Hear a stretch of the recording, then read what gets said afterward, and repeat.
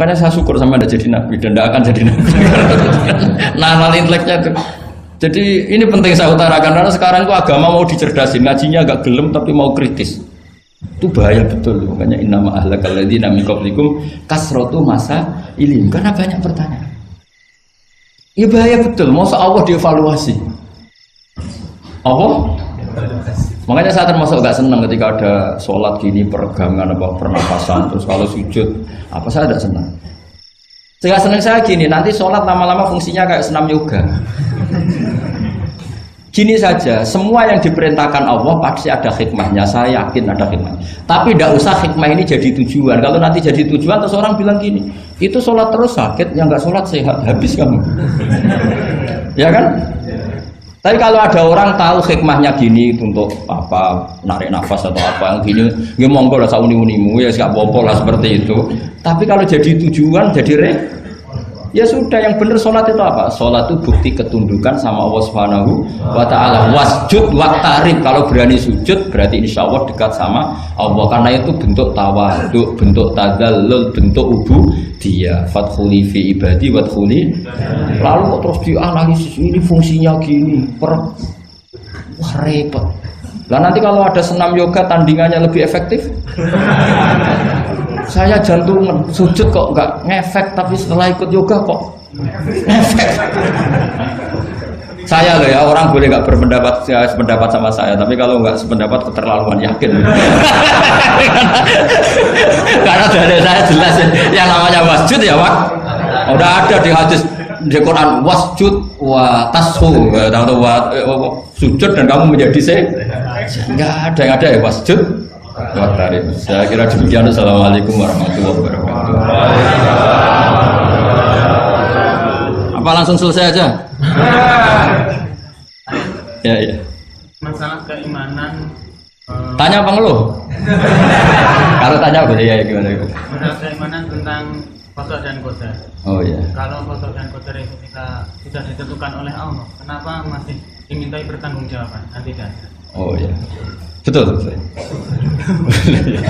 Ya seperti mukadimah saya tadi ya. Jadi ngaji itu harus kafah. Kafah itu artinya komplit. Jadi Nabi dalam banyak hal yang momennya tepat ya menganalisis dengan qada qadar, tapi dalam banyak hal juga melarang orang membicarakan qada qadar. Jadi misalnya gini, kamu kadung ditakdir pernah punya dosa dan kamu ingin tobat, maka dosa yang masa lalu anggap saja qada qadar, terus keinginan tobat itu anggap aturan syariat. Jangan lalu setelah qada qadar kamu tidak berkeinginan tobat.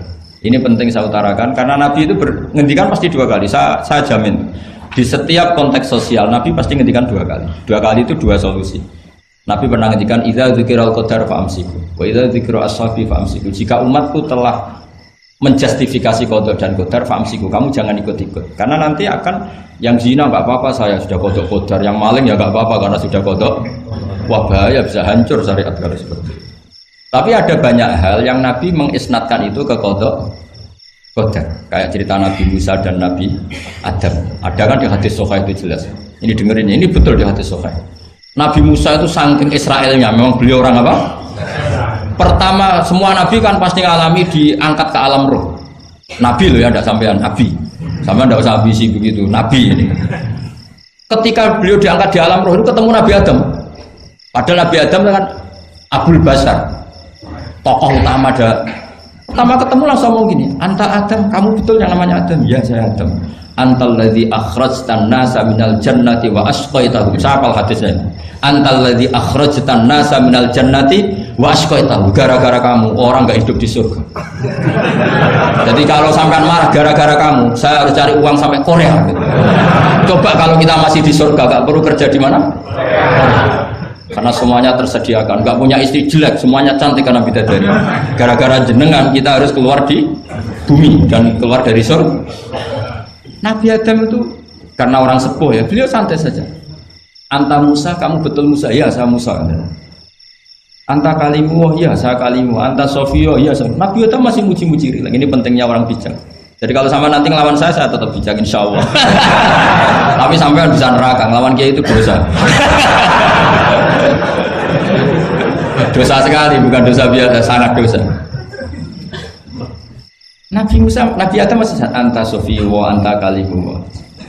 Bukankah kamu melihat di Taurat bahwa saya akan dosa dan akan dosa saya sudah ditulis 40 tahun sebelum saya dosa? Iya ya Musa. Iya ya Nabi Adam, ya betul gitu. Berarti kamu mengkritik saya atalumunani fi amrin qad qadahu. Kamu mengkritik saya, menyalahkan saya dengan sesuatu yang sudah digodok-godok oleh Allah sebelum saya lakukan. Jadi sudah ditulis sama Allah 40 tahun sebelum saya salah sudah ditulis skenario-nya nanti Adam akan salah terus keluar dari surga. Memang dari awal Allah skenario-nya seperti itu. Itu ibarat istri kamu sudah tahu ini kalau miskin setia, kalau sudah kaya nanti pola, itu sudah tahu.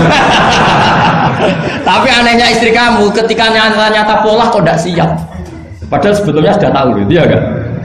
Makanya saya kalau ngaji di mana-mana bilang kelirunya orang Indonesia itu satu, kalau ilmunya terbukti itu tersiksa, itu kelirunya orang ini. Semua cowok tahu nggak, semua lelaki tahu nggak, kalau nggak pernah nafakoi diomelin, tahu nggak? Tahu. Tapi ketika itu nyata nggak siap. Harusnya ketika nyata domelin, alhamdulillah ilmu saya benar terkemudian. Tapi istri kamu juga gitu. Biasanya wong lanang duwe akeh pola. Terus dengar sampean mulai cinta orang lain. Harusnya kan alhamdulillah ilmu saya benar kan. Artinya gini, manusia saja bisa memprediksi. Kan nggak mungkin kita nyifati Allah. Allah nggak tahu Nabi Adam salah sebelum nyata-nyata salah, tentu itu tidak mungkin. Nah maknanya kodok kodar kira-kira gitu. Allah itu tahu apa yang akan terjadi. Tapi tetap saja ini nggak boleh dipakai justifikasi untuk maksiat. Makanya jelas aturan Quran, saya mohon kamu nggak boleh salah. Ini nanti saya baca. Saya hafal tapi ini biar tamu ayatnya. Itu ayatnya kan ma asoba musibatin fil ardi wala fi anfusikum illa fi kitabim min qabli an nabraha inna dzalika 'ala Allahi yasir likai la ta'sau 'ala ma fatakum wala tafrahu bima. Jadi apa yang mengenai kamu di bumi maupun ada pada diri kamu, anggap saja itu yakini saja sebagai qada qadar supaya kamu tidak putus asa apa yang sudah terlewatkan dan tidak bangga dengan apa yang kamu sudah. Misalnya saya ini kan termasuk kiai keren misalnya itu saya tidak pernah bangga karena memang ditulis kalau suatu saat Gus Bahat itu keren, jadi bangganya di mana kan sesuai skena. Jadi untuk menghilangkan ujub bangga itu dengan cara iman sama qada qadar. Terus likaila ta'sau 'ala wafatakum, kamu tidak perlu putus asa dengan apa yang sudah kelewat. Misalnya masa lalu kamu ya tadi diusir istri, suami, macam-macam lah, utangnya banyak, wes sudah bangkit saja, sudah takdir. Jadi mungkin ada yang mencarikan, coba ini carikan, mungkin di surat Hadid itu apa yang nanti dicari ayatnya. Pokoknya ayatnya tadi apa? Ma asoba min musibatin fil ardi wala fi anfusikum apa? Illa fi kitabim min qabli an nabraha inna dzalika 'ala Allahi yasir likaila taksau 'ala ma fatakum wala tafrahu bima atar. Jadi kodok kodar ditulis supaya kamu tidak putus asa menyesali apa yang sudah kelewat dan bangga umoluhur terhadap apa yang kamu dapat. Jadi misalnya Pak Jokowi jadi presiden untuk menghilangkan ujub ya, memang sudah ditulis kalau akan jadi ya biasa saja sesuai skenario. Nah, ya sama seperti sampean suatu saat tua terus untukmu coplok terus dredeg kepleset tiba. Soalnya harus senang saja. Zaman kamu muda juga sudah tahu kalau nanti akan seperti itu. Gitu. Jadi kalau itu terjadi, ya sudah, memang akan seperti itu. Jadi ringan saja. Ini pentingnya ngaji. Jadi sesuatu itu mudah sekali kalau dianalisis dengan dengan ya cukup ya.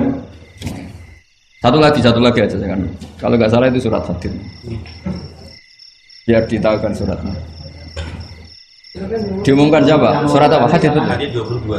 Hadid 22 ya. Hadid 22.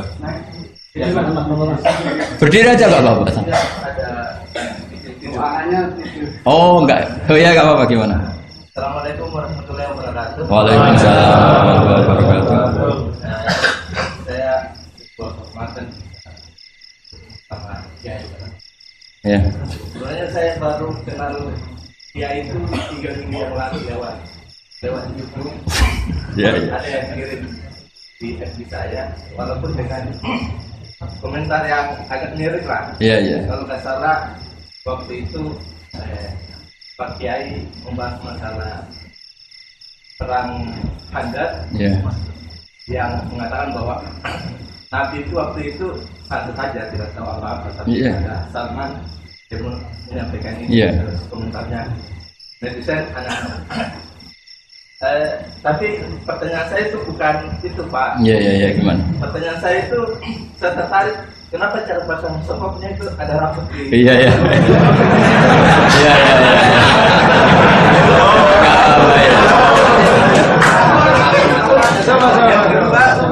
Yang kedua, ini sebenarnya hal umum. Saya bukan ahli Al-Quran, tapi ada ayat yang mengatakan bahwa sampaikanlah dari aku meskipun satu ayat itu walaupun itu cuma satu ayat dari aku balighu anni walau ayat. Yang itu menurut saya menjadi dengan dunia medsos saat ini orang yang betul-betul mungkin bukan cuma sekedar satu ayat, cuma satu kata itu di broadcast yang mungkin memacu perdebatan. Makanya ini begini, namanya siapa? Sulaiman. Begini aja, ini saya jawab. Tapi ini ringan, sama relax saja santai. Jadi memang tradisi ulama sama masyarakat itu beda. Jadi kalau Nabi dikatakan tidak tahu dalam konteks tertentu itu malah madh. Madh itu memuji. Karena tadi syaratnya Nabi harus ummi. Ummi itu kan keibu-ibuan. Jadi kalau Nabi tahu itu nanti seakan-akan dia itu dikawal oleh ilmunya, padahal Nabi itu dikawal oleh nubuah. Ini bedanya Nabi sama ndak. Jadi Nabi di Quran itu biasa ada kata makun tatadri mal kitabu walal iman. Terjemahnya kan kamu tidak tahu. Kanjeng Nabi biasa didhawuhi Allah makun tatadri mal kitabu walal iman. Kamu itu tidak tahu apa itu kitab. Tapi itu sifat madh. Sifat apa? Madh. Madh itu memuji. Kenapa itu jadi pujian? Karena Nabi kalau sudah tahu urusan sesuatu nanti jadi ilmu tandingan menandingi wahyu. Lah mungkin netizen nyuwun sewu bukannya ngeritik, bukannya apa. Mungkin nggak paham tradisi ulama itu. Jadi kalau ulama bilang Nabi itu tidak tahu itu bukan sifat dzam tapi sifat madh memuji. Di Quran banyak kalimat makun tatadri mal kitabu walal iman. Makanya Nabi ketika disuruh baca Iqra ya Muhammad, jawabannya gimana? Saya tidak bisa baca, tapi bukan sifat buruk, justru bagus. Kalau Nabi bisa baca, ilmunya nanti dikira beliau belajar dari buku-buku dan itu dia jadi Nabi. Wah itu memang bacanya banyak. Clear ya ini ya, supaya nggak salah paham. Jadi dikatakan tidak tahu kalau Nabi itu bagus, madh. Nggak bisa baca juga madh, sifat pujian. Kalau kamu udah bisa baca buruk sekali. Itu jelas. Ya kan, tahu semua kan ketika Nabi disuruh baca bilang apa? Saya tidak bisa baca, tapi itu bagus. Karena semuanya biar karena wah. Ya, soal gaya peci saya ini Islam khas ya, khas ini. Nah, yang ini yang penting, yang pertanyaan sampean terakhir balighu anni walau aja. Memang ini semenjak dunia medsos memang dengan tanda kutip agak kecelakaan. Mengutip kutipan tokoh atau apa hanya sepotong-potong itu bahaya. Bahayanya begini, itu bukan hanya karena yang ngendikan tokoh. Meskipun Quran kalau wakafnya salah itu ya bahaya. Coba misalnya begini, ada orang wakaf di depan orang yang paham bahasa Arab. Innallaha la yastahi, terus wakaf ya Pak. Terjemahnya gimana? Allah tidak punya rasa malu. Jika di ilmu Quran itu diaturkan ada wakaf yang haram, yaitu wakaf yang rusak makna. Harus diteruskan innallaha la yastahi ayyadriba mathalam ma ba'u. Allah tidak malu bikin perumpamaan sekecil apapun makhluk itu. Misalnya buat perumpamaan dengan nyamuk. Coba kalau bacanya satu ayat terpotong. Innallaha la yastahi, Allah tidak malu. Bayangkan didengar orang yang paham bahasa Arab. Jadi problem kita adalah kadang ngutip kiai ya gitu. Jadi apa ya tadi belum mendengarin kompletnya ngaji. Jadi kalau ada ulama bilang Nabi tidak tahu itu sebenarnya madh itu ngelem karena memang begitu. Makanya Allah bilang apa? Ma kunta tadri mal kitabu walal iman. Muhammad kamu tidak tahu apa yang maknanya kitab, maknanya iman. Tapi nggak tahu ini untuk Nabi kelebihan karena kalau Nabi tahu dulu berarti ilmunya sebagian diserap dari Taurat dan Injil, dari yang macam-macam. Makanya dulu orang kafir kalau ngeritik Nabi kan walaqad na'lamu annahu yaquluna innama yu'allimuhu basar. Muhammad pinter macam pernah belajar. Terus Allah menjawab, Muhammad itu nggak pernah belajar, bahkan baca saja tidak. Jadi kalau Nabi dikatakan nggak bisa baca, nggak tahu itu madhab. Saya ulang lagi, untuk Nabi itu madhab. Sehingga semua yang dilakukan Nabi, in huwa illa wahyun yuha, semua hanya berdasar wahyu. Ini bedanya Nabi dengan selain Nabi. Makanya Nabi itu nggak pernah baca, nggak boleh memang. Karena tadi pasti ini jadi ilmu tandingan. Itu bahaya kalau untuk Nabi, supaya semuanya orisinal dari Allah. Nabi itu sama Allah dikosongkan, semuanya kosong. Semuanya dari ilmu yang diwahyukan oleh Allah Subhanahu wa Ta'ala, jelasnya. Jadi baliwani walau ayat itu saya mohon, maksudnya itu ayat itu bukan ayat satu Quran potongan, enggak. Ayat yang muhkamah, yang utuh. Tapi kalau satu potongan ya enggak boleh. Tadi misalnya dipotong apa, inna woha layak tadi kan kayak. Makanya di bab ilmu tajwid kan diterangkan wa ba'da tajwidika lil hurufi la budda mim ma'rifatil wuqufi. Setelah kamu tahu tajwid, ikhfa, idhar, idgham, kamu harus mengenal ilmu waqaf. Karena sekali salah waqaf itu ya gitu Mas Leman ya. Assalamualaikum warahmatullahi wabarakatuh.